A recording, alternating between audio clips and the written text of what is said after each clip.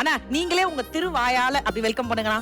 Mister and Mrs சின்னத்திரை season 5 உடைய இன்னொரு ஜட்ஜ் யாரு அப்படின்னு பார்த்தா 80களின் கனவு நாயகி, இன்று வரைக்கும் ரசிகர்களின் இதயங்களில் நீங்கா இடம் பெற்றிருக்கக்கூடிய நடிகை ராதா அவர்கள்.